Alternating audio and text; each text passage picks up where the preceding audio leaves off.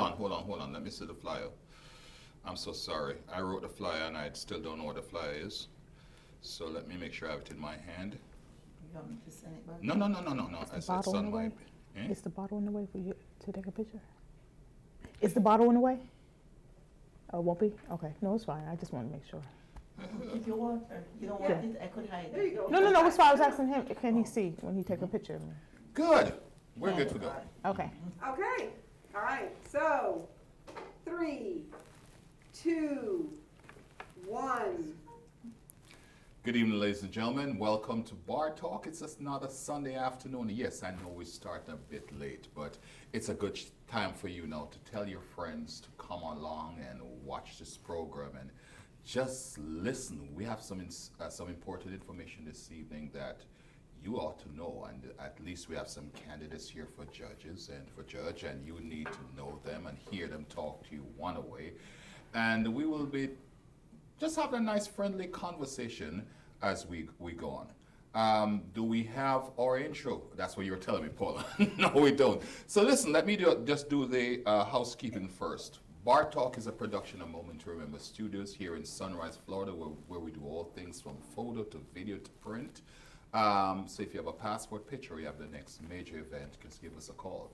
Don't ask us about pricing. Give us your vision, and let us help you take your vision into reality. And we'll move from there, all right?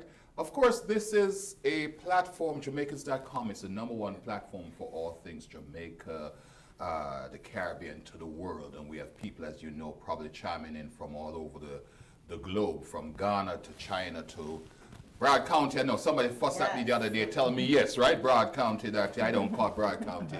I know a whole lot of you guys are from Broward County, and we are happy that you're here. Call a friend, text in, tell us where you're watching us from. And if you have any input in this conversation, now's the time.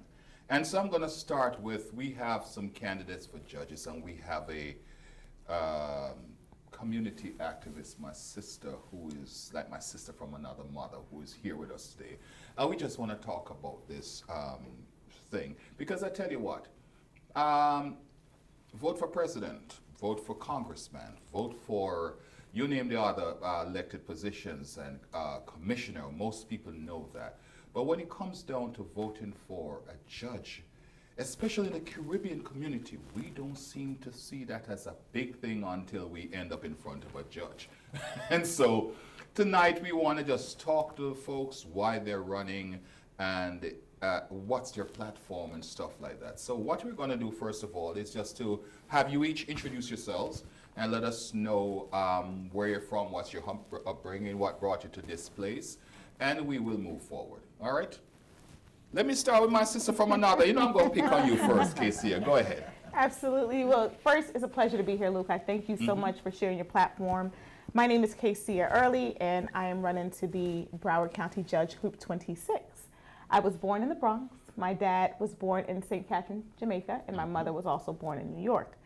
I came from humble beginnings, and I always wanted to go into politics and become a lawyer. So it's a pleasure, and this has been an experience running for judge, just to see my dreams and my hard work come into reality. So I'm so grateful to have this opportunity to share it with everyone today. Go ahead. Good evening, everybody, and thank you so much, Luke, for having me on today. My name is Lauren Alperstein.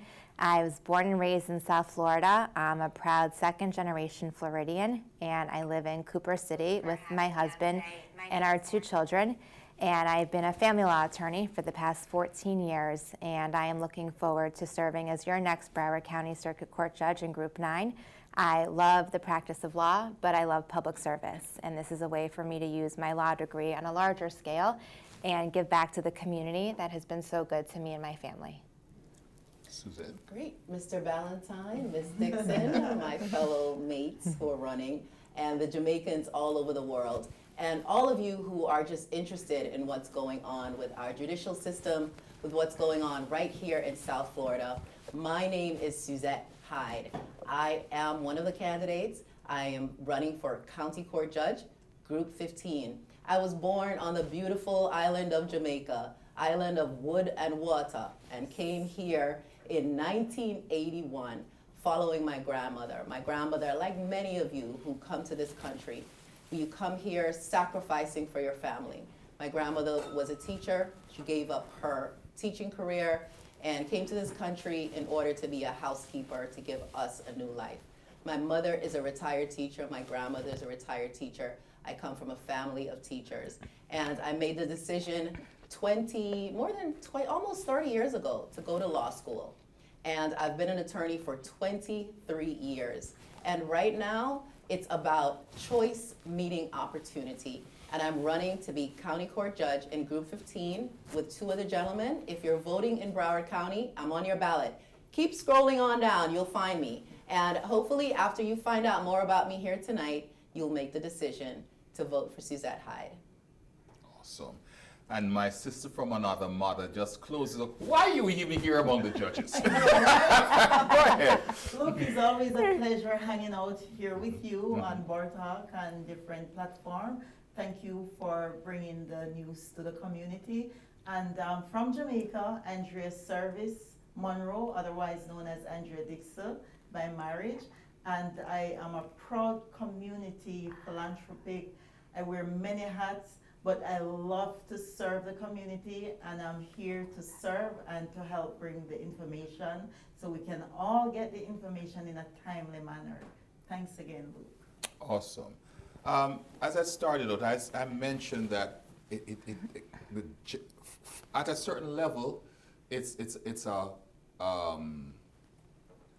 a big deal. But for the average Caribbean person, like I said, they don't know about judges, or they don't think about a vote for a judge until they get to court and have to stand in front of one, okay? And as I hear you guys talk this evening, I realize I was saying, PJ, please don't ask all them questions. But in a sense, I was realizing that myself, I didn't know the difference with all these judges. So I don't know if anybody want to just start off by just clearing the air and let me know what's the difference between them, so the folks who are watching know how to vote advisedly. Because most people figure judge is the only one is when somebody's gonna go, a judge is a judge, and if him guilty or not, he can either send him up the creek or give away my property or something. They don't understand it to make the distinction. And that's actually right, because throughout this campaign, there was a lot of people that was asking, what's the difference between a circuit judge and a county judge? Well, I'm running to be a county judge, and there's a difference between civil and criminal. So for civil, it's any disputed matter under $30,000, or for criminal, it's anything that's punishable by less than a year in jail. So 364 days Broward County Jail. So that's Misdemeanor. that's a county judge. That's correct. Okay, so if you move somebody, you went into, let's break it down, went into somebody's convenience store and took out something under $300 and they catch you into court, chances are they'll be coming to see a county judge. Absolutely. Okay. Now for civil, Yes. so I'm running for circuit actually, for the circuit court bench. So I practice family law. So all of my cases are before the circuit court bench. Then if the probate action, so when people pass away and their wills have to get administered, that would be circuit court also. There's also dependency, there's delinquency, there are more severe criminal matters, so felonies, as well as any civil matters over $30,000. And Broward is very lucky. We have other special, unique kinds of courts. So we have mental health court because the Broward County Courthouse is really trying and making sure we have more diversion programs in our county. So we have mental health court, we have drug court, and we also have veterans court. Wow. So, and Folks- and foreclosure. And foreclosure court. I think I need an internship. And Suzette, which one of these are you? Yes. So I'm in county court as well. I'm running Okay. in a different county court seat. But Mr. Ballantyne, you said something that's really important that I want to go back to as Yes. well. You said that a lot of people do not understand that you can vote for judges. And the reason being is because we get all of our information from the media. Yes. And I'm so glad that you're having this platform here, because we just had Supreme Court Justice Ketanji Brown Jackson, and she got to the Supreme Court. But that was through a nomination. That was not through an election. So a lot of people think that that's how most judges get their opportunity, is that Stick a pin. And I'm jumping in that because even for me, for a while when I came to this country, I thought it was operated a little bit different than in Jamaica. It's by almost appointment. Yes. So for the guy who goes to court and gets himself in trouble, he figures or feels that he has been unjustly dealt with by the judge, figure that he doesn't have a choice, really, figures right? this is a fix, It's a right? He fix, figures yeah. like friends getting friends in. Not every judge gets elected, which is why it's so important for people to come out. When you get to District Court of Appeal judges, those are appointed. So the higher court than circuit court is your court of appeals. Those are not elected judges. You're not going to be able to elect those judges. So right now, when you have the opportunity to elect judges at county court and at circuit court level, please take the opportunity to do so. And it only becomes open if, in fact, you're at the end of a term and someone is challenging an incumbent, or you're at the end of the 6-year term and the seat becomes open. So yeah, so let's say, for example, one of us gets elected here, which I pray that it's me that gets elected, as well as others who people vote for. Let's say, for example, now something should happen to me during that 6-year term. 2 years in, you're not going to have the opportunity to elect my replacement. It's going to be through an appointment, through a committee called the JNC. So, Luke, there's 2 ways you can become a judge in Florida at the lower court level, which is what we're all running for. So you can get appointed by the governor, or you can try and run. And so I had actually been going through the appointment process for several years, and was encouraged by many of the members who I had interviewed to say, you know, we really think you should go and run. And it really gives people an opportunity, the candidates, to meet Broward County residents and to meet the voters and to listen to the community and hear the issues that are important to them. And it empowers the voters to really make sure they're making the right decision. And I would encourage everyone who's watching today, regardless of where you are, you need to exercise that right to vote. In my opinion, the judiciary is one of our most important branches of the government, and you really have an opportunity to make a difference. And it affects not only the lawyers' lives, but it affects our clients' lives, and it affects every person, really, who walks down those streets of Broward County, regardless of where you come from. So please vote. Please do your research. Look us all up today. Read about us. It is a big county. And unfortunately, right now, the voter turnout is extremely low. We're on day 2 of early voting. There have only been 5,800 people who have gone out to vote. In entire Broward County? Yes, and we have 1.5 million registered voters. There were 300,000 vote by mail ballots that were sent out. Only 80,000 have been returned. So please, if you have that ballot sitting on your dining room table, don't wait. Fill it out. It's all about information, and I'm going to allow the other candidates to speak, to talk about why it's so important to vote in August. A lot of us are voting in November when we have the big presidential elections, and so they think, yes. you know, every August really is August, what's going on in August? It's a dress rehearsal. Yeah, man, back to school, something that's not important. I'll wait until November when most people are going out. But actually, the August vote is a lot more important than the November vote. And so I'll allow, one of the other. Stick a pin, to talk because about that. again, I think I'm talking about the fact that I hear from Caribbean folks, and so I'm kind of, when I spoke about this, about having this show, somebody asked me about you guys, if you guys are the primaries. And I'm thinking, no, it ain't a primary. This is for keeps. This is it. This is it. And that's why so many of them, well, all right, if they make it through me, vote for them. So. And this is why I decided to run, because throughout this election, I've gotten a lot of feedback, because you have the opportunity to speak to the voters afterwards. A couple of things I've heard was, well, I think you're too young to be on the bench, or I think you need to be older or have a certain amount of years to be on the bench. That is a misconception. And we want to change that idea, and we want to get more young folks involved, more of the younger generation to be more actively involved in politics, because they are our future generations. And I want to go back a little to statistically why it's imperative that not only the people in the Caribbean area vote, but just everyone in general, because we have 90 judges. Luke, we talked about this before, and out of the 90, we only have 6 Black females on the bench. Wow. So we need more diversity, and the only way we're going to get there is if people come together collectively. But not only diversity, we need more educated voters. We need more voters who have, educated, qualified judicial candidates, but we also need judicial candidates that have the right judicial temperament. So it's a host of reasons why, and this is why you voters should come out to these forums and be well educated. Share this platform to your friends and families and let them know, go out, vote early, because you want to make sure that we get the right people on the bench. I just want to say hi to a couple of people because there are people watching. I see Anise Ferguson. It says, good afternoon from Scotland. Oh. I'm kidding you. What time is it in I Scotland? see it. What's up? Anise, Ferguson, what time is it in Scotland? So, thanks for staying And with there's us. Linda Parker from Atlanta. And Charlotte Linda. Levy, good evening. Charlotte has been Yes.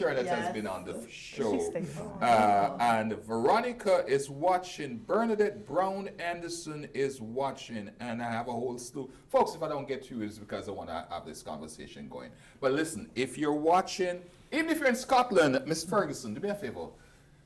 Listen, I'm quite sure you're watching this. You may know folks in Broward County. Tell them this information, because one of the reasons why I really wanted to have this conversation is the amount of misconception and especially regarding judges. Right. Because if you ask the average man in the street, especially that guy who is figure going locked up, he appeals to the judge. But if the judge treats him unfairly, like I said before, he thinks he doesn't have an option with the judge because there's God, he's a mama, and then there's a good judge. And that person is there. So that's a good thing for us to at least clarify that. Another question I want to ask as we move on, and this is kind of touchy. And I have Lauren in the yard.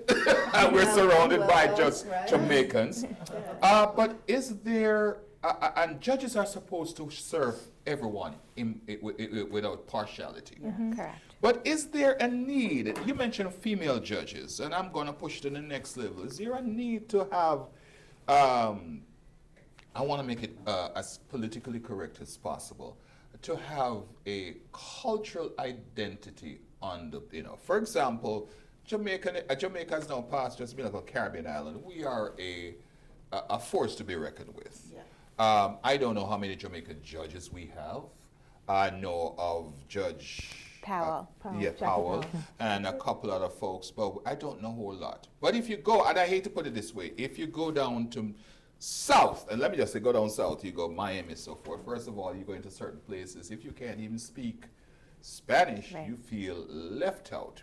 And I'm quite sure in their representation for their municipalities, they have their own folks elected. Is there a need to have people who represent different cultures more on the board right now, or it doesn't matter who, because a judge is supposed to be impartial? I think it helps. I'm a Jewish female. And I'm glad you picked it up first. So I think you do. I think you need people on the bench. And obviously I'm not Jamaican, but I feel like an honorary Jamaican. Yes, so you are. thank Be you. very supportive. Yes. But I think you need people who understand the community and who are going to be, sensitive and aware to everybody who comes before them. When I have to take off work for the Jewish holidays, because I'm an observant Jew, I get judges who say, no, you'll have to figure it out. And even as a young female lawyer, I would always get, well, you're too young, you're the court reporter. And it's really hard when you're there with your client, and your client is like, well, these people don't have faith in you, so why should I have faith in you? And so I think it's important, and that's why throughout my entire career, even long before I wanted to be a judge, I have been involved in the community. And you need people like that, regardless of where they come from, to understand the community, because Broward is a minority-majority community, so you need people on there who are going to understand and be respectful of everybody. I've had clients who need translators, and I've had judges who have said, we don't have time for that. Ooh. That's not okay. And there's a reason I'm running. There's a reason we're all running here. Yeah. And Broward County, go ahead. Yes, as Luke was talking about diversity on the bench, thankfully this year we have 4 Jamaicans running, and I think Tamara is one of them, and I forgot Tanya Williams. So we have 4 Jamaicans, so awesome. And Lauren has been everywhere I go. She's been in the Jamaican community, so she's like my So who's the other 2 Jamaicans then? Tamara. You mentioned those 2. I'm talking about these 2 in here. Yes, that's right here. Yes. Early and Suzette Hyde, and we have Tamar Hamilton and Tanya Williams. And so that's good. We see that happening in our community. And we're all in running for different races. Yeah. But I think Broward County is a perfect place for Jamaicans to be running here. And not just because of the big Jamaican community that's here, but because of what we stand for in Jamaica. Our motto is out of many, one people. So we have your Chinese, we have your Caucasian, we have your Haitian people, we have other people from the Caribbean. You have Jews. You have Jewish. Exactly.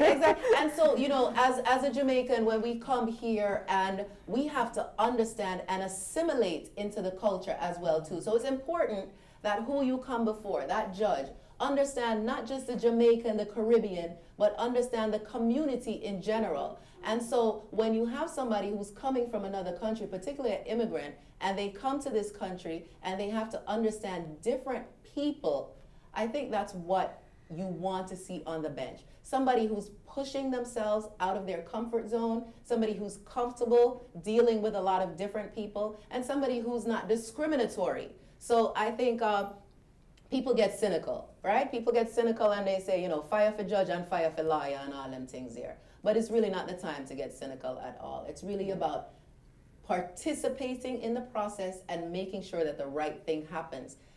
While we are on this campaign trail here, we've met many people who have their fingers on the pulse like that with what's going on. And we need to do the same thing. Exactly. Tell us a little bit about your background experience and what contributed to you becoming a judge. Speaking into existence. Speaking it into existence. Yeah, she's not a judge at this time, folks. Speaking it into existence. And it's a faith-based thing we do when we talk about. Yes. Yes, absolutely. I can start first. Thank you very much. So I always start off my speeches with before I came to this country. But I'm going to start with when I came to this country, because I was born in Westmoreland. I lived with my great-grand-uncle and my grandfather. I was born to a teen mom. Hi, Mom. Mom is here right now. She's running up and down the place, like pushing everything, and you're thinking, like, this is my sister. So it's a great thing. But I came to this country in the 1980s, and when I came here, my mother was already here getting her degree at New York University. And I had to stay in the library while she was in class for hours. And it was there that I really developed a love for reading, a respect for strong women. And I mentioned reading biographies by Maya Angelou. Tina Turner's book had come out at that time. And I remember just being inspired by her because, here she was, this cultural icon, but in the background, she was struggling with something so deep and personal, and she had overcome it. And so I developed a love for reading, a love for the library, and it just so happened that years later I graduated from New York University School of Law myself. But I think that early background kind of, set the tone and set the background for loving to learn, loving the library, loving to read, and wanting to be a strong woman myself. I think to be a woman who is a champion for justice is probably our life's highest calling as a woman in general. I think as women, we do so much around the home, so much in our workplace, so much in the community. And so to now champion for justice is really just a high calling that I think women can rise to the level of. Beautiful. So when I was 7 years old, my parents got divorced. It was a pretty traumatic experience and time in my life. And I always knew I wanted to go to law school, but I had done my undergrad at the George Washington University in Washington, D.C., and I thought I was a political science and international affairs major, and I thought I would end up doing international humanitarian rights and solving all the injustices that go on around the world. And I got to law school. I went to University of Florida, so go Gators for all the Gators watching. And I, weirdly enough, took a family law class and fell in love with it. And my parents said, "Are you sure this is what you want to do?" You always said no family law, and I loved it. And I did a clinic at UF where I represented children in the dependency and delinquency system. And that really pulled on my heartstrings because I really felt that I could do so much in my career, helping those who otherwise wouldn't have a voice in the courtroom. So while I've been a family law lawyer with a great practice and a wonderful firm, I've really devoted my spare time to making sure that those who otherwise wouldn't have a voice in the courtroom do. So I get appointed a lot by various judges as a guardian ad litem. So when children, like myself, are put in the middle of their parents' custody disputes, I make an investigation, usually on a pro bono basis also. I take those cases as to what's in the best interest of the children and try and explain to the parents why what they're doing really is harmful to their children. And I've done a lot of pro bono work with legal aid. So I represent clients who otherwise wouldn't have the ability to pay during their family law cases, as well as landlord-tenant issues. And like I said to people, I said, I didn't go to law school with aspirations to end up at a partner at a big law firm. I never had aspirations to end up at a big law firm anyways. I really wanted to use my law degree to help people, and I've really devoted my career to public service, and it's how I was raised. And in Hebrew, we have this expression called tikkun olam, which means making the world a better place. And What's it? it's called tikkun olam. And so it's making the world a better place. And that's how my grandparents raised my parents. That's how my parents raised me. And that's how my husband and I are trying to raise our children. And for me, if I could leave this world and at least leave our county a little bit better than how I came into it, then I know my life has been fulfilled. And I've been afforded the opportunity to have gone before some wonderful judges who have helped mold my career. And then unfortunately, there are some judges who miss that mark sometimes. And I'm hoping to bring a change for the better for Broward County. I want to touch on something that, and you mentioned it recently. When you talk to Jamaicans, I'm coming from a Caribbean perspective. When you talk to Jamaicans, they tell you, "Chuck, them people just come out at election time and they vote. They encourage you to vote, and they put in Jamaican context. They're nicey with you, and suddenly after that, you don't see them.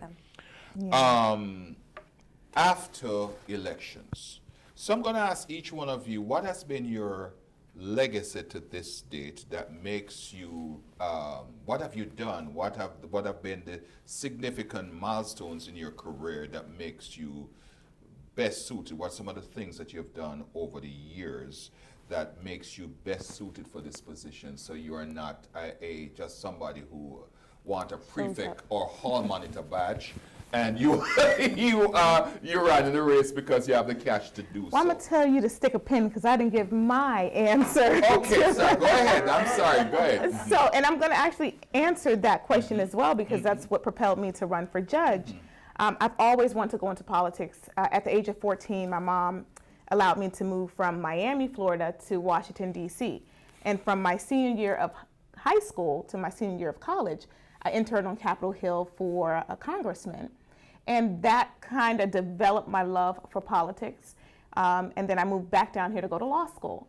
Now, when I became a lawyer, I had an option. Because I interned for a big congressman in D.C., I had the option of going straight to a private practice in Miami and making a six-figure salary. Or I had the option of working at the public defender's office in Broward. And I remember that the one question he asked me, he said, "Casey, what is your future aspirations?" And I said, "I want to go into politics." He said, "Go work for the public defender's office." And that was the beginning of my community service. And from 2014 up until now, that's how I tried 100 trials to verdict. And just to put that in perspective, because I want the people to understand that what it would take someone years to do, and I'm talking 10, 15, maybe 20 years, I did it in 7, because every week I was in trial.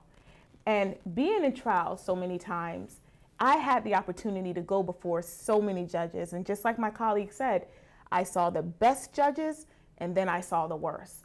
And when you are advocating, and I'm a criminal defense attorney, so when I'm advocating for the rights of my client, I don't want to be silenced. I don't want to be restricted to the record, because if my client is found guilty, then, and I'm restricted from the record, then I don't have a basis to appeal. And that's the higher courts that we were talking about. So that's what made me want to run for judge, because you understand what makes a good judge and judges that do not belong on the bench. And let me tell you, folks, for those who are watching, I've been involved because I managed a school called Florida Ocean Science Institute. It's called FOSI. It's it's the only drop-back school that kids who have committed offense in Bragg County can, I don't know if anybody is familiar with it, can drop back into school rather than go to the detention center or one of our level 4, Alternative level 6. schools. Yeah, Yeah, Yes. familiar. And so that's before your time. You're talking about 2014. I left the school system 2011. I just look young, okay? But what I'm about to say is to actually agree with you. For going to the public defender's office, like you said, it's not about making money. It's probably one of the lowest pay you can get Oh, it starting is. as a lawyer. It is. But I've seen people, and I've known so many people that have been through it. Judge Williams, I've been through, you name the judges, I've been in their courtroom, because I'm the guy who has to say, unfortunately, this kid ain't working out or is working out, give him a second chance or so forth. And I realized one thing about people who, are in the, who start out in the public defender's office, they really are there. Many of them, of course, some people use it as a stepping stone, but many of them are real because the passion is to There. help To help people. Good. So that's your background. Yeah, well, you talked about the people being concerned about us just coming out and doing this politics thing and then, Yes. not hearing from us again. And, the American saying is, where there's smoke, there's fire. But help me out, Andrea, what we say in Jamaica, where it's like there's something to it, right? Right. It's not smoke fire. Yeah, it's not complete. It's not completely false, right? For some people to think. I'm glad you way. say that. It really isn't. So what the community has to be concerned about is whether or not somebody has a demonstrated commitment to the community. And that's what I'm asking for. That's what it's about. That's So- what I'm asking to mention that, Correct. like you've said, you both have, so that's what I Yes, was asking. Absolutely, that's what people need to look for. So let me go and talk about my 10 years of commitment to a little program called the Florida Guardian Ad Litem program. Yes. Okay, so you're aware of the program. Very familiar Okay, with so, the program. You volunteer with the program. Children come into the system. They're taken away from their families for whatever reason, abused, abandoned, and neglected. And they're in the system. The ChildNet or the private arm has to provide services. And we've all heard some kind of story about something going wrong. The Florida Guardian Ad Litem program has volunteers and also has attorneys. They have attorneys who come into court on dependency, and they have volunteer people who will go to the homes, befriend the child, talk to the schools, talk to the nurses, read the entire file, and come to court and give the court information as to what's in the best interest of the child. All of this is voluntary, okay? Right. This is not a paid thing. So I've done this for the past 10 years, and not only have I had individual cases, I've been what's called a first responder. So a first responder is the person who first goes to the home and makes a connection, makes sure that the child is safe in that placement, whether it's with the family, whether it's with a foster parent, whether it's with whoever it is, okay? But I've also selected the people. I've been involved in the process of selecting whoever it is that volunteers, because people have different motives for why they're with the program. Okay, certain people, their backgrounds influence what happens. And what I've seen, and I think one of the audience members here mentioned, one of the candidates here mentioned, is that we see something where there's a tendency to remove children from their families, where all they want to do is to be with their family. But what happens is when you have people who see, okay, over here, the person has more money, has a nice pool, has access to different things. No, this is a better life. This is a better life. And so they give information to the judge, and the judge is trusting this person to say, this is what's best for the child. I decided, when I started volunteering with the program, I was working in-house at an insurance company. And I knew I wanted to be involved in the community, and I said, let me volunteer for this program, based on my background as well too, knowing that I had a teen mom, and I moved from home to home, and you're vulnerable as a child. You have to have somebody who's advocating for you. And I know too that all I wanted to do was to be with my family and have my family. So I said, I'm gonna get involved, because I'm gonna be able to vet these people, talk to them, see what kind of motives they have, and make sure that the right volunteers are there. So that's just one of them. Another one is that I've been past president of the Deerfield Beach High School program. Currently, right now, I hire people from Fort Lauderdale High School. So only pre-law program in Broward County. So while people are hiring experienced paralegals and hiring people in law school or whatever, I go back to high schools, making sure that we teach these people who are interested, very enthusiastic about what they want to do. I've also been with the Big Brothers Big Sisters program, and I've done that too based on personal experience. There's so many opportunities. So win or lose in this race, I've had the opportunity to expose people to say, you want to get involved, you want to change things. Not everybody gonna turn judge and lawyer and all that, right? But you have the opportunity to volunteer with these programs. Big Brothers Big Sisters, Florida Guardian Ad Litem program. Get involved with your high school. I was president of the Student Advisory Council, and hardly any parents really showed up. So I had to go to different places to make sure that we're getting the information, because either parents are working, don't care, or trust the system too much, and they're not involved. So that's just a part of it. I have demonstrated since I moved to Broward County, and I moved to Broward County by choice because I wanted to be involved in the community. I was living in New Jersey, working in New York, and I knew that I couldn't also be involved in the community in New York or wherever I was, and also have my career as well. So I came to Broward County to do that, and I have been doing that. So, you know, now running for judge is really about stepping up and doing more for the people, really, and for myself. So. And I'm funny you said that, because we all here seem to have crossed similar path, because once you got into that, your work with children, youth, and family. Yes. But when I was a AFDC worker and a foster care worker, Gotcha. I was All with connected. HRS. Yes, I used to work Yes. with Linden Boulevard, Linden in Delray Beach. Wow. Okay. And I did AFDC, I did foster care, I got child protective services. Gotcha. And I realized, because sometimes people take the photos, they figure The that's photo what op, you do. right. Yeah, he's a photo guy, but Yeah. I've actually worked in the school system from Jamaica here, and I can see all sides of what you guys are saying, because if you're guardian ad litem, you really are in it for. You're in the trenches. Right. After you do it just to build your resume, to stay there for 10 years is a different matter, because let's get it clear. I know people who go into law and they want to become judges, and they volunteer to be on a board. Let's be Sure. real. Right. And they volunteer to be on and they serve on the board for a year or two, so that the resume look nice and juicy. Luke, I call that the non-active volunteer work, or as the photo ops, because you do the turkey drives, you do the backpack giveaways. And you smile at the camera while you're having that to me handing out the turkey. and I know you want to get to your volunteer experience, but that to you're me okay. is not volunteer work, because I've always had a heart to give back. That's why every job I've taken, when I left the public defender's office, I actually started my own law firm, and I made a concerted effort I still took indigent clients. There's a way you can be a private attorney and still take clients that cannot afford you. So there's an application that they fill out, because I still wanted to give them private representation. And then I volunteered for the Women of Tomorrow. And these are 25 girls on a monthly basis. We go on certain activities. But my goal for that was to let them see that you can be beautiful, smart, but also in the field of criminal justice, specifically criminal law. And I was recently named Broward County Mentor of the Year Wow. because of my extensive community service. So it kind of bothers me when I'm on this campaign trail and I hear them say, well, it's the negative mindset that needs to be changed from our people because we're volunteering where the cameras don't go. That's why you don't see us.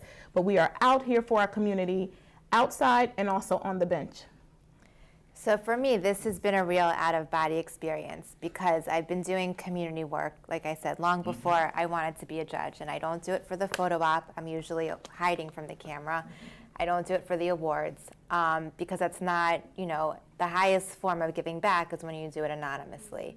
And my husband jokes, he's like, you need to learn to say no because everyone knows, oh, we'll call Lauren, she'll do it, it's okay. And I do, because if someone's in help, regardless of who they are or where from the community they are, if I have the opportunity to help them, or usually people in my neighborhood joke because they know if there's food they're not using, if there's clothes they're not using, if there's toys they need to give away, there's a box in front of my front door and people just leave things in my neighborhood. And so we never know what we're coming home to. And then with the different organizations that we're involved with, we have a food cupboard that comes once a month to our house to pick up food that people don't use anymore. And that's just, again, part of my DNA. I'm on the board of the Jewish Federation of Broward County. And when people say Jewish, oh, well, you only help the Jews. And that's a misconception. No, it is the Jewish Federation of Broward County, but we service the whole community. So May I just ask you to Sure. stick a pin right there? I'll be happy to Because- stick a pin. We've been sticking a lot of pins. We've been sticking a lot of Nobody pins. get hurt here, okay? We're not getting hurt. We're not getting hurt. But we talked about Jamaicans. What is, from a Jewish perspective, in a highly Caribbean environment, why are you suited for the position as a judge? And Florida is a melting pot. Correct. Okay, and we talk about Jamaica, we talk about Yard and so forth, and we talk about you being, what would suit you best to be able to be a judge at the circuit court level? Correct. That could be fair and impartial. And all of you, I'm saying the same thing because Jamaicans, you need to be impartial also. But picking on you, what would fit you best to make you that impartial? I think I'm a minority also, as a Jew and as a woman. And I think just growing up here, this is the community I grew up in. So even though I am a Jewish, American, a lot of my closest friends are not from here, whether it be they're from Jamaica, okay, or I grew up in Miami. So the majority of people I grew up with were from Cuba, or Colombia or South America. And I think it's just having that understanding of people and being a kind person. I don't take anything that I have in life for granted. And I'm not friends with, Andrea because she's Jamaican. I'm not friends with you because, you're Jamaican. I'm friends with people because of who they are. They're people. I like that. They're people. I like that. Can I say that she's Yes. one of the most consistent persons supporting the Jamaican community. She comes to our 5K group. She's Ella's good friend as well, and I've seen her at the Haitian American event in Miramar, so I've seen her. She's very consistent. But I can tell you a little bit about my background too, which I don't really share with a lot of people because this is about me. But I'm the proud granddaughter of public school teachers who taught in Opelika and Hialeah, and usually Tough neighborhood. and I taught grew up in Opelika, by the and way. taught students that other teachers had given up on. And my grandfather, my dad's father, was a lawyer who practiced in Broward County around the heels of the civil rights movement, when you couldn't be a Jewish lawyer in Broward County, and when the black community couldn't get representation Wow. to justice. And so my grandfather, while he was living out of his car, working for furniture just to furnish his house, with my grandmother and my dad, who was a baby, he really took on representing a large part of the African American community because it was the right thing to do. Because for him, he said, I don't understand this nonsense that's going on here. This is not what our country is about, and this is not how I am. And he took on any case he could to make sure that people, regardless of who they are, had a voice in the courtroom.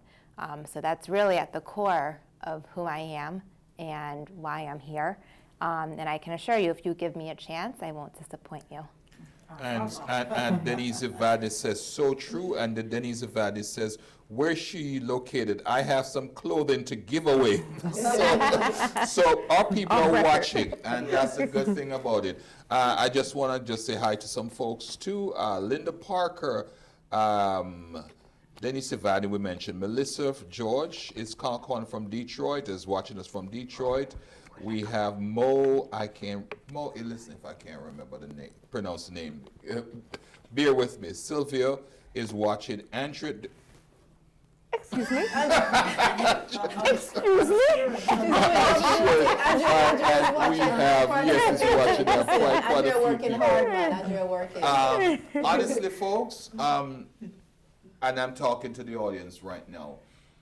This is a chance for you. That's why we brought them here. We have some other folks who are running who are also in our community.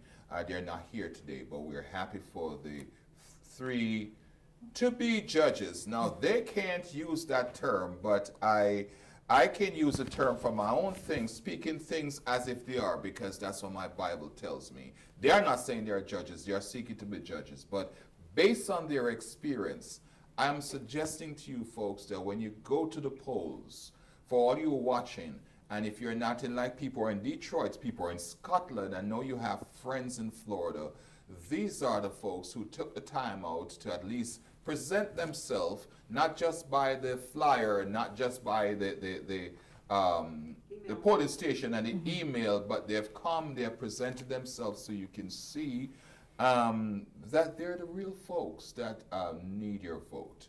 I truly believe that having folks who understand your culture goes a far way.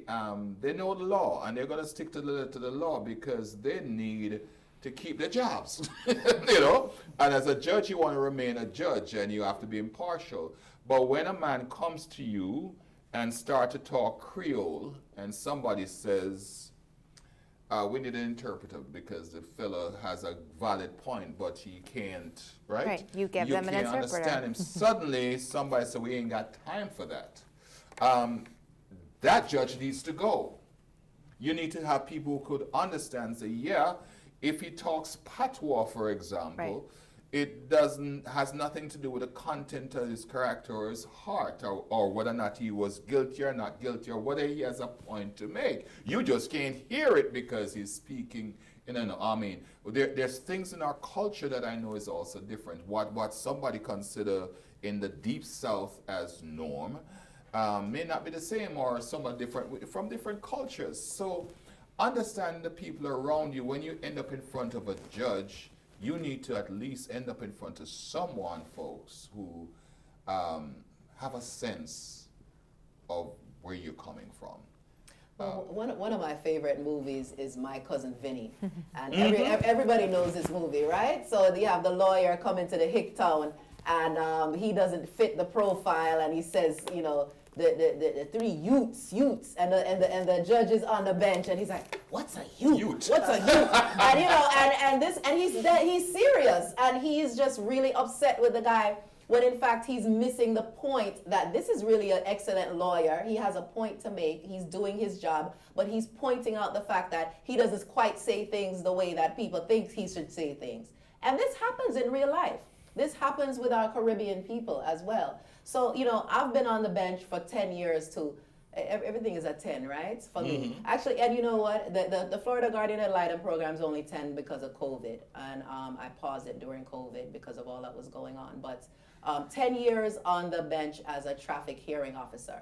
And, you know, a traffic hearing officer is a little bit below a county court judge. And I say below because lower that, there's your county court judge that deals with the type of cases we talked about, you know, landlord, tenant, small claims, credit card cases, your misdemeanors. But the court has an opportunity to appoint hearing officers to hear cases to relieve the load from the Broward County judges, and that's called a traffic hearing officer.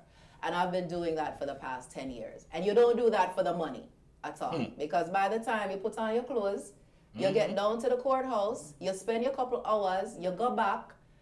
I won't even tell you how much the salary is, but let's put it this way. A lot of people are not doing it.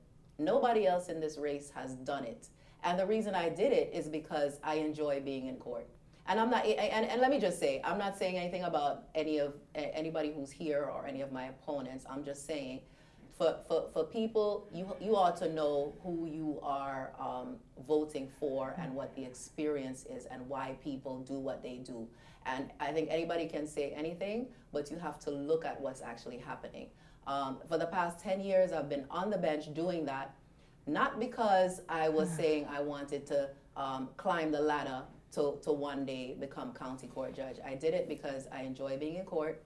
I believe that the law is important. I believe that what happens in the court is important to the community because the court and the law provides solutions to people who otherwise wouldn't have those solutions. Most people I know don't even want to be in court. Most people I know would rather not drag their business, their family business, their everything into court. But sometimes you have to, because otherwise we can't have peaceful solutions. So I did that, and I know what it's like. What Lauren talked about, coming into the courtroom and not having an interpreter, and traffic hearing officers, you're not getting an interpreter. You're never gonna get one in traffic court. They will tell you you have to come back and bring somebody who speaks a language, who speaks your language and can interpret, or if somebody's in the courtroom who can do it. But I also happen to speak a little bit of Spanish as well too. So I was able to push the cases through, interpreting, understanding, and help those people. So that's a part of my experience, which I believe prepares me also for county court judge. I've been on a bench. I know what it's like to deal with people who come into court who are just angry. I know what it's like to deal with people who come into court with a disability. I know what it's like to deal with people who come in who don't even want to give their names. They're sovereign citizens. They come in and you call their name and they're saying, that's not my name.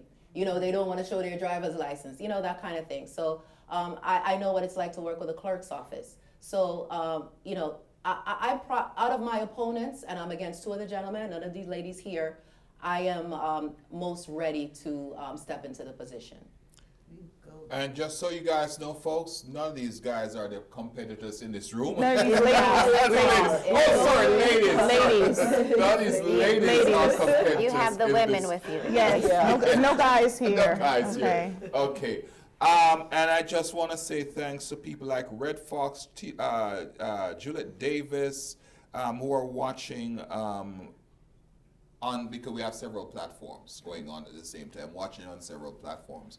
As we seek to round up, if there's one punch, and I'm saying to everyone who's watching, if you have any connection in Broward County, call somebody, find out these people's name, find out where seat, where they're, and vote. That's the best way to get people who you can connect with. Do you want to tell everybody the date of the election? You want to do that? We could do that. And why do you do? Because we have to round this up now, so just give me your pitch as why, tell them, not me, why you are, and you can look into that camera, tell them why you're best suited. And the thing about it, this is, nobody can tell you not to make a shameless plug. This is our platform. Go ahead. And we have seen you around our community.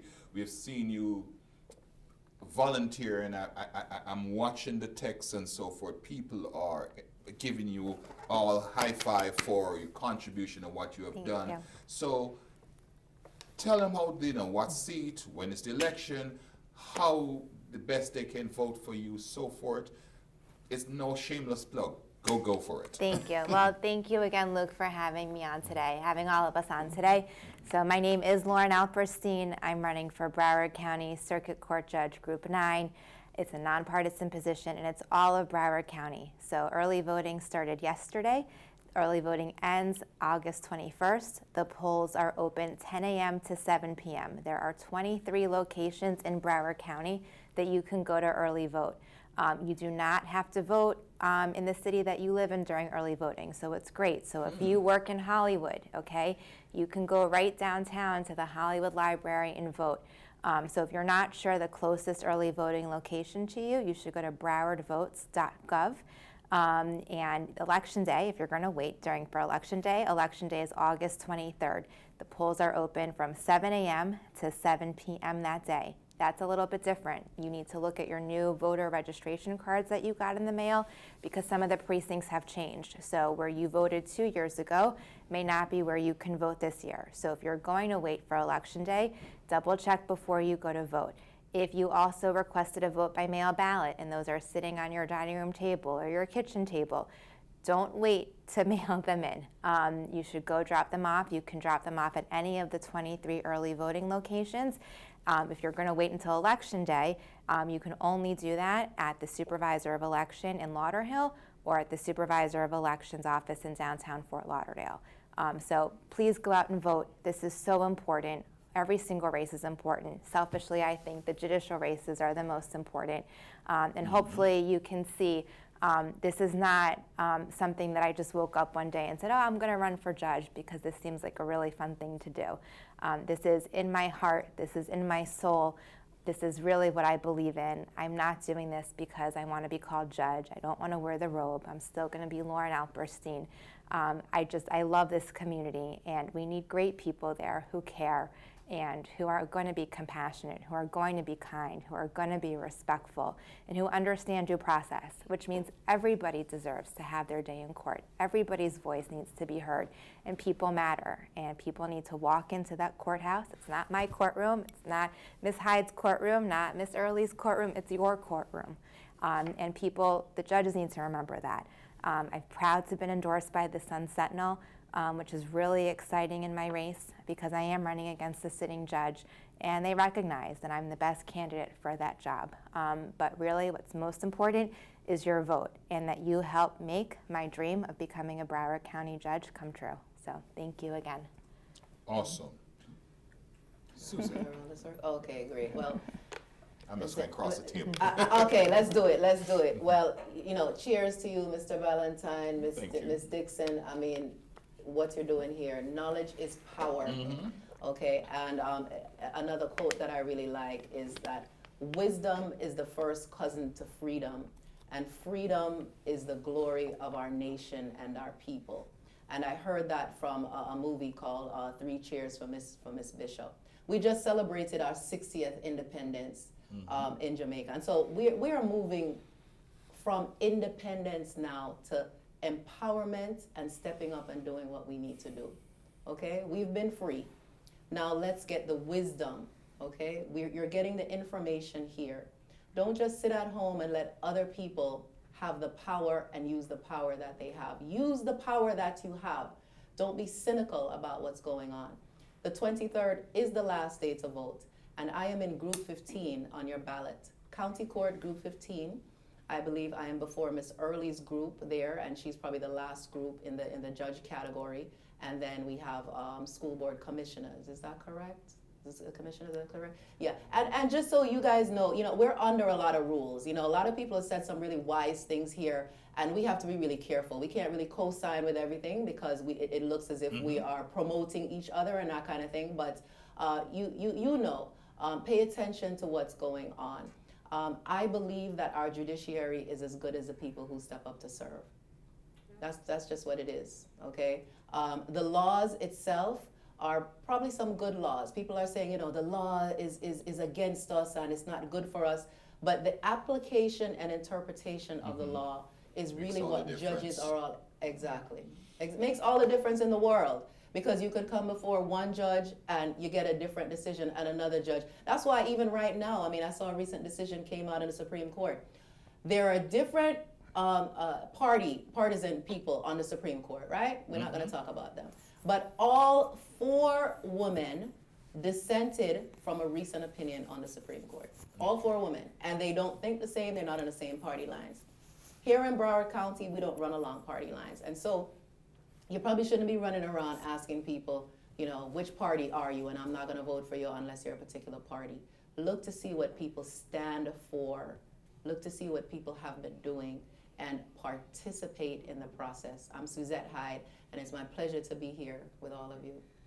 And let me just jump in before I go to my little sister on my left here.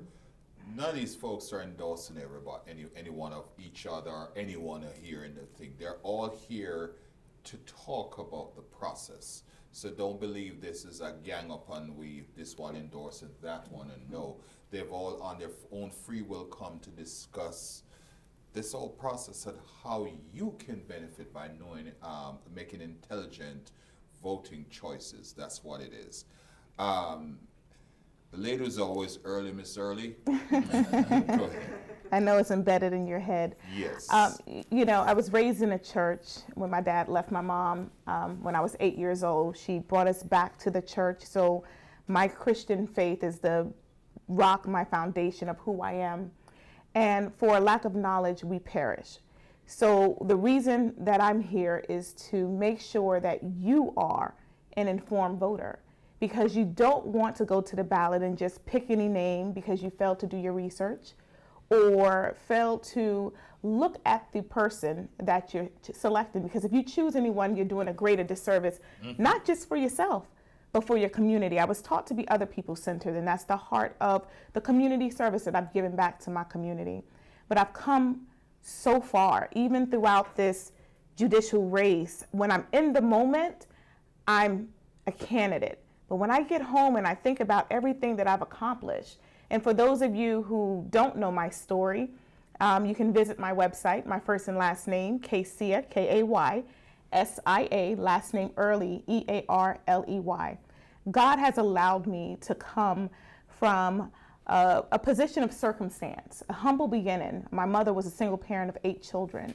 And to go from living in poverty in Opelika and Allapattah area in Miami to becoming the first person in my entire generation to not only graduate from college, but graduate from law school, to become a first generation lawyer and soon to be a first generation judge once this election is over.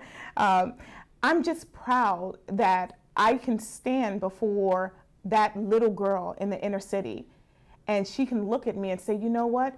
You know, you do look like a lawyer. Throughout my career, I've had people tell me all the time, you know, you don't look like a lawyer. Or throughout this campaign, you don't look like a judge.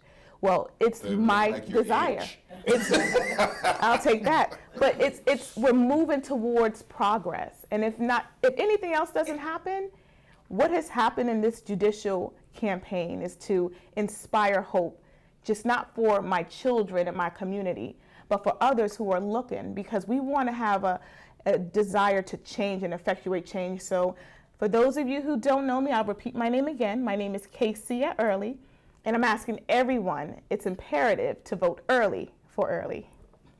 You knew that was coming. I knew that was coming. Andrea, any last thoughts before we wrap up? This was just a great moment, and I'm encouraging you to share this information to help others to stay informed. If you're not part of the solution, then you're part of the problem. Yes. So remember to vote. So don't complain when you don't get what you want and you don't vote. So be a part of the changing process, okay?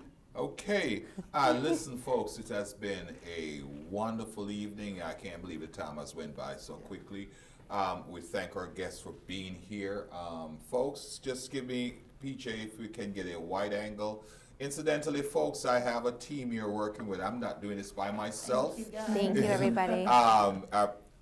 Brian Barnett and Paula Jacobs is on the controls doing all the switching you see. You can't see it in studio, but the lower thirds and all the wonderful things that show up on the screen that folks see is done by Paula back there and so forth. And we just give them applaud. And Brian, that is there on the audio. And we have a team that do it week for week, and we do it because we love it, and because we want to enlighten people and to get people to understand different issues. Next week we have another such show just before elections. But we really thank you for watching, and we really thank you all for coming. And folks, I'm just going to make this shameless plug. if somebody choose to come and talk to you, let's talk about Face the Nation. There's a show called Face the Nation. Face our community. You owe it at least to give them a chance to. You owe it, and PJ is saying yes, give them a chance. How often are your positions up for re-election? 6 years. Every 6 years. So they have enough time to get it right. Yes. So, but we need to understand that not just a presidential election, not just the state and Senate elections, but when your Local. house is in foreclosure, you want to go to a judge that's not going to look at you by as a whatever they want to look at you. Inconvenience or maybe. what of you or so forth. You're right. But a judge who are looking you with a heart for the people. These are the folks. Give me another white shot. Say hi to them again. Go vote for them. Give them the Thank names you. one more time. Lauren Alperstein, Broward County Circuit Court Judge, Group 9. Casey Early, Broward County Judge, Group 26. And Suzette Hyde, Broward County Court Judge, Group 15. And go to my website, Hyde for Judge, Hyde4judge.com, and learn more about me. Yes, website. www.lauren, Lauren, Alperstein, ALPERSTEIN.com. KaysiaEarly.com, KaysiaEarley.com. And folks, this is Bar Talk. And we'll see you next week. Cheers. God bless. Cheers. Cheers. Thank you so Cheers. much. White shots. Yeah. Cheers. Cheers. And we're out.